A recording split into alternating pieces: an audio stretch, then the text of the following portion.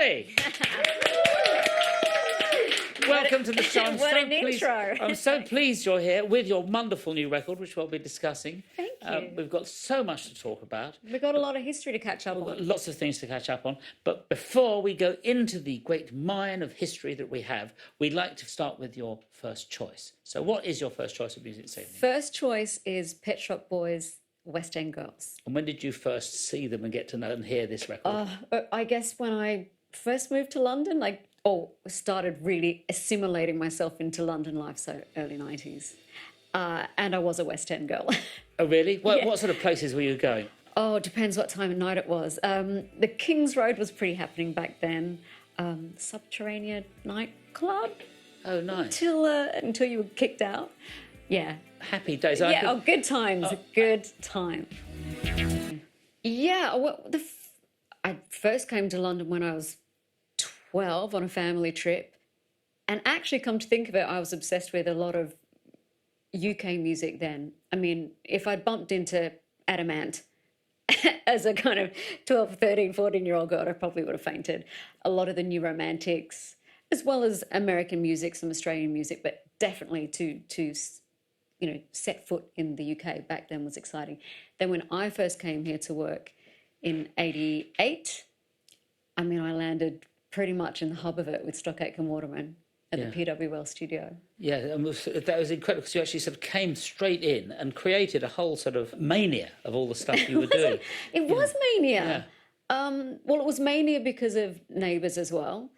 And in those days, I would have to arrange to be written out of Neighbours for 2 weeks. So Charlene would go, I don't know, do a mechanics course somewhere. I don't know. She would be I love her doing a mechanics course. MIA for 2 weeks, during which time I would come here, record, and head straight back to the set of Neighbours again.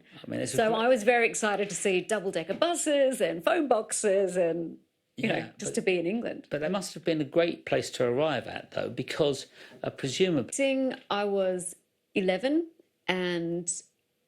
it wasn't something that I was pestering my parents about. I don't come from an acting or musical showbiz family, but my mother had an acquaintance who worked at the casting department or at a production company. I didn't even know if it was the casting department, but they were looking for a young girl to be in a show called The Sullivans, which I think may have aired here.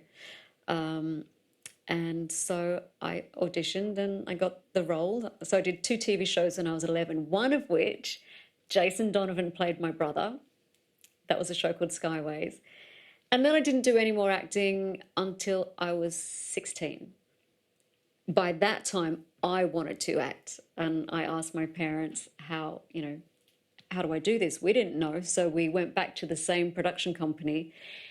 And they happened to be auditioning for a miniseries at that time. So I got my scenes, I dressed for the part, I went for the role, and I got the role.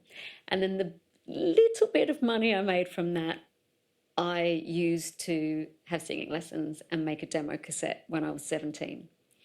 I made a three-track demo cassette, disco. You've also worked with a number of other interesting people on here. Gloria Gaynor. Wow, how did that come about? Gloria Gaynor, I guess because I released Disco last year, she's the queen of disco, and she commented on my socials and said something like, love what you're doing, thanks for keeping disco alive. I nearly fell off my chair. I was like, Gloria Gaynor. When did you first hear her? Oh, well, it would have been late 70s. Yeah. The same time I was discovering music with my own ears as a youngster. And there's actually, in the disco album, we do reference I Will Survive. So there's a nice little bit of kismet that she amazingly agreed to join me on this album. That's such a great thing, because I think often there's a more powerful resonance with anybody that's been a big inspiration on you when you're young, because they